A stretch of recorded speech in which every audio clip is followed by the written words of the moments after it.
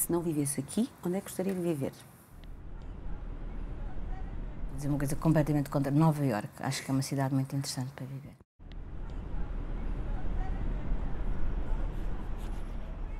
Que ao nível do poder houvesse não só mais mulheres no poder, ao nível do poder político, como houvesse uma política relativamente à qual as questões da igualdade fossem colocadas como questões centrais que atravessam a nossa vida social de uma forma global. Não digo só igualdade de género, obviamente, igualdade de oportunidades, não é? De uma forma global, em que a questão da igualdade de género é uma questão central, porque é transversal.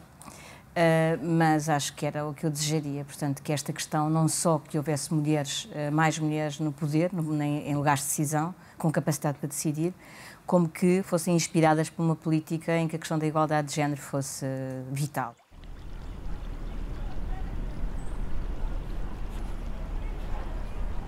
As questões da igualdade de género são transversais do ponto de vista cultural, do ponto de vista mesmo estrutural. Portanto, podíamos também começar por aí a falar, digamos, da forma como a sociedade está organizada e da forma como, por exemplo, esta questão histórica das mulheres tem um lugar relativamente aos homens, que é subalterno.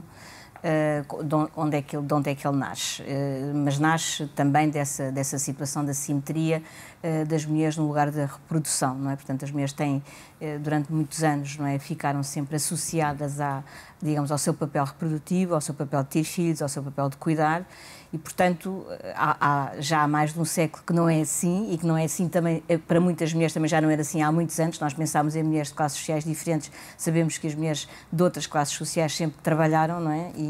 E recentemente é que se percebe que há aqui uma questão de entrada generalizada das mulheres no mercado de trabalho, portanto, houve um conjunto de coisas que se alteraram, mas é claro que há inércias do ponto de vista cultural fortíssimas e, portanto, sempre esta ideia da simetria, de que aos homens o espaço público, às mulheres o espaço privado, acabou por produzir uma assimetria do ponto de vista de poder entre homens e mulheres.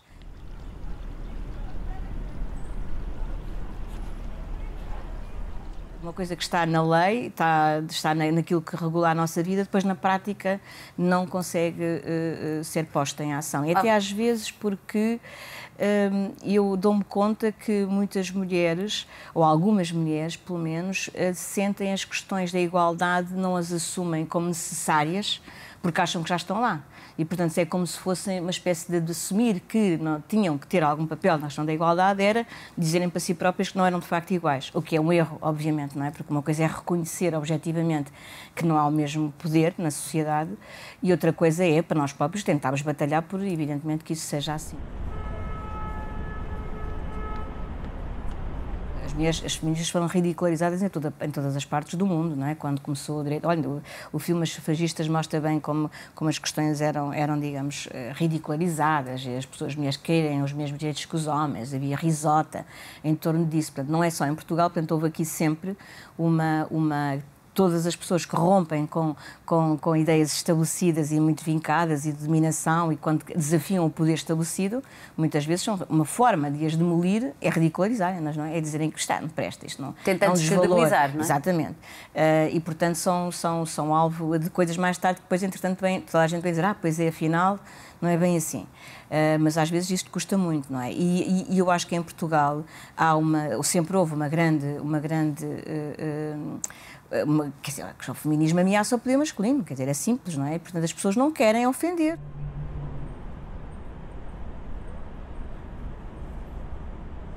Tivemos na Primeira República mulheres que lutaram, que tinham um primeiro feminismo, digamos assim, e de facto depois tivemos, como diz, momentos pontuais em que estas questões apareceram, mas de facto nós não tivemos um movimento. Eu julgo que está por estudar completamente o assunto, tenho 2 ou 3 hipóteses, coisas que nós podemos ir trabalhando sobre elas e há pessoas que têm escrito sobre isto, mas eu acho que uma das coisas que os movimentos políticos que lutaram contra a ditadura, num dos quais eu me incluo, quer dizer, as questões da ditadura eram sempre colocadas como questões centrais e de facto a questão da igualdade era considerada uma coisa lateral, não era uma coisa que evidentemente estava associada à igualdade entre homens e mulheres, mas o fundamental era acabar com a ditadura, portanto, e esta questão foi lateralizada. E a questão da guerra colonial também? A guerra colonial é muito importante porque aí há uma coisa que é quase a questão aí outra vez entre o subjetivo, se você quiser, e portanto como a questão dos homens é que vão à guerra. Foi também um momento de protagonismo feminino, não é?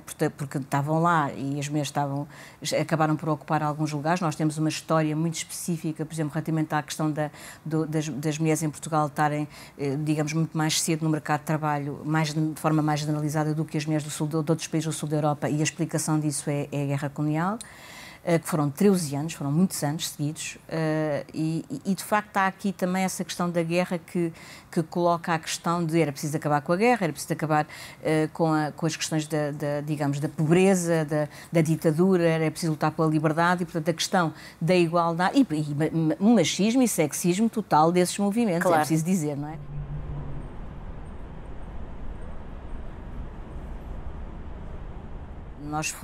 Estou a falar de um grupo de mulheres no ISCSP, com alguns homens, mas poucos, fundámos o Centro de Interdisciplinares de Estudos de Género, não é? É o primeiro centro totalmente dedicado às questões da igualdade e às questões de género em Portugal. E, portanto, está a ver, isto foi em 2012, não é? Portanto, o atraso aqui também é muito, muito grande.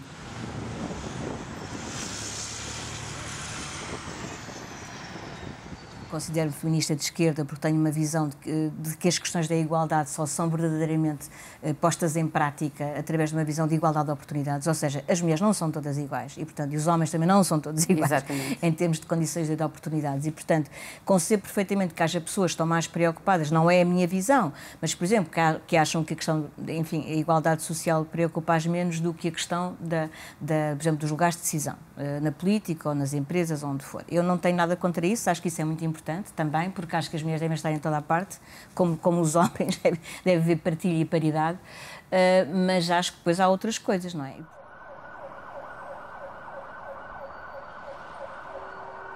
Os estudos são muito importantes. Nós estamos sempre a chegar a conclusões contraintuitivas. Por exemplo, as diferenças entre homens e as diferenças dentro do grupo das mulheres e dentro do grupo dos homens são maiores do que quando se compara aos dois grupos, não é? Então é uma coisa assim um bocadinho contraintuitiva.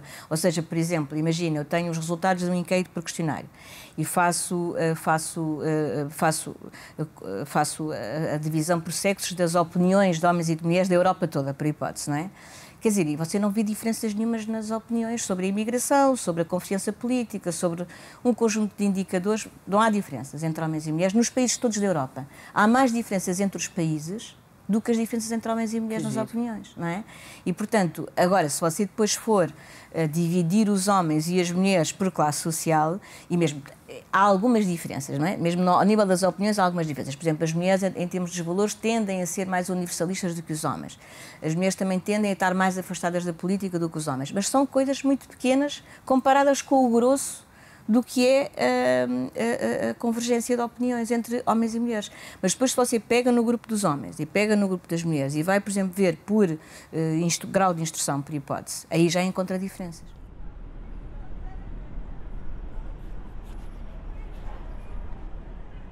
Porque é que eu acho que a misoginia agora vende? Agora vende porque também nunca se falou tanto, se calhar, de feminismo, de igualdade, etc. Não é? Nós estamos numa boa fase a esse nível. Claro, com discursos de tipo diferente, com discursos, se calhar, até discordantes, uma pessoa até aceita ou concorda com certa visão da igualdade daquela pessoa, mas se calhar discorda da outra, o que também acho normal. Para mim, o que é bom é que se fale e que estas questões se... Mas também, pois então vem a contraparte, não é? Ou seja, a contraparte tem esse outro lado que é, então, saem todos debaixo de uma pedra, saem todos. Mas pronto, isto é a vida. Mas é um reflexo de que se anda a falar destas questões. Oxalá que seja, porque eu acho que, quer dizer, no sentido, quer dizer, os discursos misóginos estão, mas até é justamente importante que apareçam para se perceber o que é que está por trás desta fachada de subtileza que somos todos iguais. Não somos nada, quer dizer, no sentido que há desigualdades e sempre que alguém vem desafiar, lá vêm as velhas, os velhos bruxos, neste caso, com as suas saídas, não é?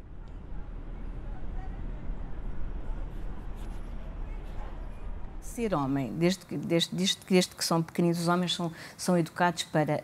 o pior de tudo é ser mulher. O pior de tudo no sentido de ser frágil, ser tem que ser valiente, tem que ser forte, tem que ser... Ou seja, o que é um homem? É é não ser mulher, basicamente. Isto é muito forte, como estávamos a dizer desde pequenos que nós ouvimos estas mensagens e, portanto, a questão da masculinidade, que é, no fundo, hegemónica, que, no fundo, muitas vezes, mesmo dentro dos homens, a ideia de que há os homens, como deve ser, são aquele tipo de homens, não é? E, portanto, se o rapaz não é aquele tipo de homem, sofre com isso, quer dizer, sofre, digamos, é desafiado para ser verdadeiramente como adequado. Depois ninguém é adequado. É bulizado também. Mas depois ninguém é adequado. Quer dizer, quem é que é adequado? As raparigas é outro filme completamente diferente. É para ser dócil, para ser agradável, simpática, não levantar ondas. Quer dizer, há um conjunto de características, sorrir. Quer dizer, há um conjunto de coisas que nós vamos sendo subtilmente... Porquê é que depois isto não funciona sempre assim, nem em todos os casos? Para já, porque as experiências depois de vida, nós temos exemplos de mulheres, podemos ter exemplos de mulheres e de homens da família que saem completamente fora dos estereótipos. E depois é também preciso perceber que uma coisa são os estereótipos, outra coisa é a realidade. Claro. Há o estereótipo do homem não sei o quê, porque depois na prática não é assim. Quer dizer, ele faz que é assim para um certo público, mas depois na prática em família não é.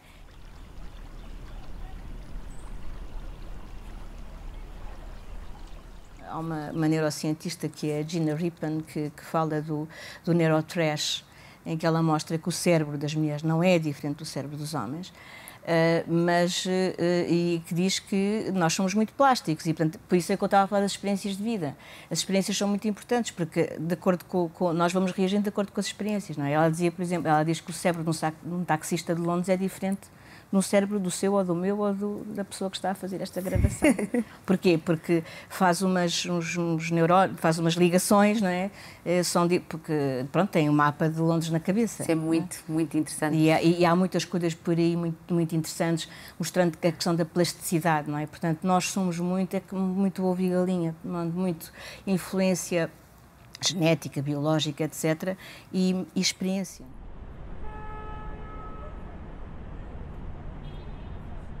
Eu nunca me esqueço de uma experiência que tive quando estava a fazer um inquérito, isto foi nos anos 90, estava a fazer um inquérito com colegas meus de vários países e havia um holandês e uma grega e um alemão e estávamos a construir um questionário sobre as questões das tarefas domésticas, justamente.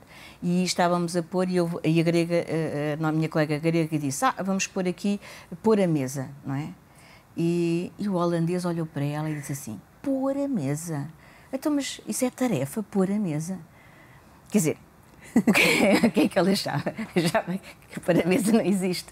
Não. Ora, você vê que muitas vezes nas casas portuguesas e nas casas gregas, pelos vistos, não é? Uma tarefa que é dada... Quer dizer, o que é pôr a mesa? Não é nada. Pôr a mesa não é nada. O que é comprar as coisas, fazer a comida, pôr a comida, isto é que é uma tarefa doméstica, não é? E depois há o lavar a roupa, aquelas coisas todas. E, portanto, isto é para dizer o quê? Para dizer que agora os homens põem a mesa, faço-me entender.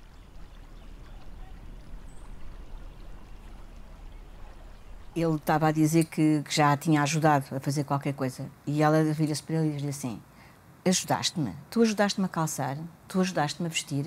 Isso é que era uma ajuda a mim. O que tu fizeste é na casa em que tu vives e eu vivo também. Portanto, a mim não me ajudaste nada.